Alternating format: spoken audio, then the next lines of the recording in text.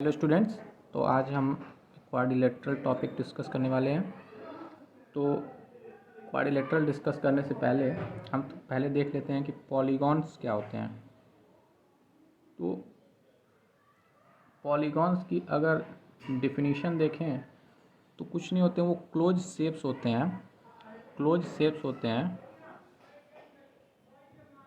Close shapes होते हैं और कम से कम उसमें 3 लाइन सेगमेंट्स होनी चाहिए। 3 लाइन सेगमेंट्स होनी चाहिए। अब यहाँ पे लाइन सेगमेंट और लाइन में अंतर आपको समझना पड़ेगा। लाइन सेगमेंट मतलब मतलब वो उसकी एक फिक्स्ड लेंथ होती है। वो एक अगर 3 सेंटीमीटर की लाइन सेगमेंट होगी, लेकिन लाइन में क्या होता है कि वो एक्सटेंड कर सकता है इनफाइनाइट तक दोनों साइड से। मतलब वो minus infinite two plus infinite extend कर सकता है, वो कितना भी दोनों साइड बढ़ सकती है। तो लाइन सेगमेंट की एक पर्टिकुलर लेंथ होती है और लाइन की कोई लेंथ नहीं होती है। तो ये याद रखना है कि हमको एक क्लोज शेप बनाना है और उस क्लोज शेप में कम से कम 3 लाइन सेगमेंट्स होनी चाहिए। जिन लाइन सेगमेंट्स ऐसी लाइंस ऐसे ऐसे कह सकते हैं कि ऐसी लाइंस जिनकी लेंथ पहले से डिसाइडेड हो। तो क्लोज शेप हो और कम से कम उसमें 3 लाइन सेगमेंट होनी चाहिए, क्योंकि 2 लाइन सेगमेंट से हम कभी क्लोज शेप नहीं बना सकते। कोई क्लोज शेप नहीं बना सकते, वो हमेशा ओपन रहेगा। कैसा भी बना लीजिए वो हमेशा ओपन रहेगा। तो इसलिए कम से कम 3 लाइन सेगमेंट होनी चाहिए। अब 3 लाइन सेगमेंट से बनने वाला क्लोज कर्व कौन सा होगा? एक ट्रायंगल हो सकता है और सिर्फ ट्रायंगल ही हो सकता है, और कोई 3 लाइन सेगमेंट से भी क्लोज कर्व नहीं बन सकता। तो ये ट्रायंगल होगा। फिर ट्रायंगल अब कम से कम 3 लाइन सेगमेंट तो 4 भी हो सकता है। तो एक स्क्वायर भी पॉलीगॉन ही है। Square is also a polygon, but it is also a polygon with 3 sides. Triangle is also a polygon, square is also a polygon, hexagon is also a polygon, hexagon is also a polygon. So all the figures, pentagon is also a polygon, this is also a polygon, but with 5 sides, so it is known as pentagon. In a similar way, polygons having polygons having polygons having polygons having four sides are four sides are called quadrilateral.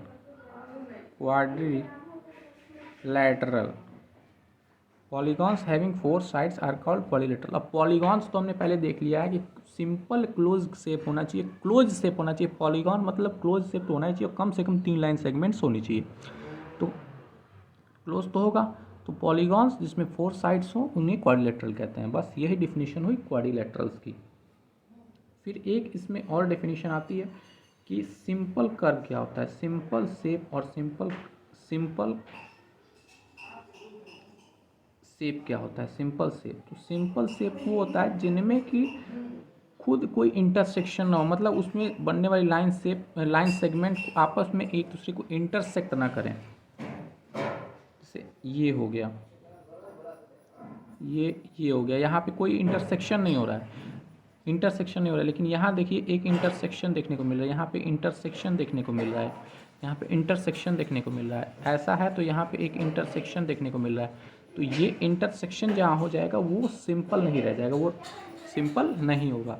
Simple जहाँ पे line segments आपस में कोई intersect ना करें। जैसे ऐसे हो गया, उस कर्व में लाइन सेगमेंट इंटरसेक्ट ना करें। ठीक है, मतलब मीट कर सकती हैं बट इंटरसेक्ट नहीं कर सकती। जैसे यहाँ पे इंटरसेक्शन हुआ है, लाइन सेगमेंट एक दूसरे को क्रॉस कर रही हैं, कट कर रही हैं। मीट करने में और इंटरसेक्ट करने में अंतर होता है। Now a plane curve is said to be closed if the starting point and end point coincides. So starting point और एंड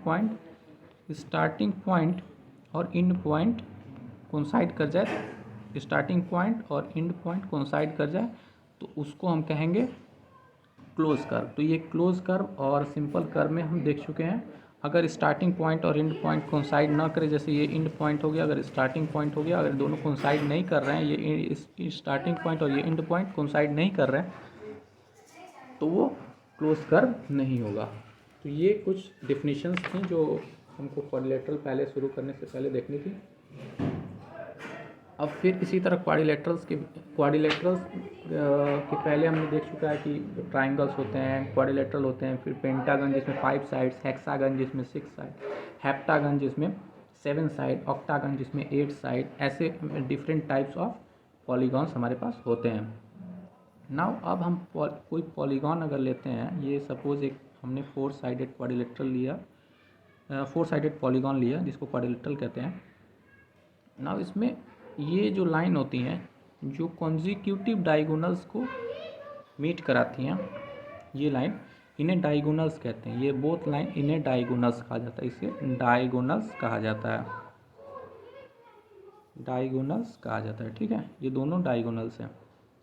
तो डायगोनल्स, लेकिन अब एक क्वाड्रिलेटरल में या किसी भी एन साइडेड पॉलीगॉन में, एन साइडेड पॉलीगॉन में, एन साइडेड पॉलीगॉन में कितने डायगोनल्स होते हैं, कितने डायगोनल्स होते हैं। तो उसका जो फॉर्मूला हो गया वो n into n minus 3 divided by two. Okay, तो ये नंबर ऑफ डायगोनल्स का फॉर्मूला हो गया n into n minus three divided by two. अब देखिए, जैसे इसमें 4 साइडेड क्वाड्रिलेटरल 4 साइड होंगे तो n की वैल्यू 4 हो गई, n इज इक्वल टू 4 हो गई। नाउ अगर फाइंड करना है तो फिर 4 इंटू 4 माइनस 3 डिवाइडेड बाई 2। सो इसको सॉल्व करेंगे तो 4 इंटू, यहाँ पर ये 1 हो जाएगा, 4 इंटू 1 डिवाइडेड बाई 2 मतलब 2। तो 2 डायगोनल्स यहाँ पे आ गए फॉर्मूले से। इसी तरह हम निकाल सकते हैं कि पेंटागन में कितने डायगोनल्स होंगे। तो पेंटागन में डायगोनल्स निकालने के लिए ये रहा पेंटागन हमारे पास, एक ये डायगोनल, एक ये डायगोनल, एक ये डायगोनल, एक ये डायगोनल, इस तरीके से। तो कितने डायगोनल्स होंगे पेंटागन में, एक ये डायगोनल। तो पेंटागन में कितने डायगोनल्स होंगे, तो n into n minus 1, n minus 3, n into n minus 3 divided by 2। ये नंबर ऑफ डायगोनल्स का फॉर्मूला हो गया। तो पेंटागन में 5 साइड्स, 1 2 3 4 एंड 5 साइड्स। तो 5 into 5 minus 3 divided by 2। So 5 into 5 minus 3 2 divided by 2, 2 से 2 कैंसिल, यहाँ पे 5। सो टोटल डायगोनल्स कितने होंगे, 5। अब हम इसको प्रैक्टिकली भी देख लेते हैं कि 5 डायगोनल्स कैसे होंगे। नाउ पहला डायगोनल ये, दूसरा डायगोनल ये, तीसरा डायगोनल ये, चौथा डायगोनल ये और पांचवा डायगोनल ये। मतलब हमको एक कॉर्नर छोड़ के, एक कॉर्नर हमने इसको मिला दिया, एक कॉर्नर बीच वाला छोड़ दिया। फिर ऐसे ही हमने इस साइड को और इस साइड को ज्वाइन करा दिया, एक कॉर्नर ये छोड़ दिया। इसी तरह एक छोड़ के एक, जैसे ये साइड और इस साइड को मिला दिया, एक कॉर्नर ये छोड़ दिया। तो मतलब एक छोड़ के दूसरे, उसके जस्ट अपोजिट वाले को एक दूसरे से ज्वाइन करा देना और यही डायगोनल्स को फॉर्म कर देंगे। तो ऐसे हम पेंटागन के डायगोनल्स को, हेक्सागन के डायगोनल्स को हम फाइंड कर सकते हैं कितने डायगोनल्स होते हैं। ये रहा उसका फॉर्मूला। नाउ अब फिर आगे की डेफिनेशंस हम अगले लेक्चर में डिस्कस करेंगे। थैंक यू वेरी मच, और तब तक के लिए आप लाइक कीजिए, शेयर कीजिए, कमेंट कीजिए और चैनल को सब्सक्राइब ज़रूर कीजिए। Thank you very much.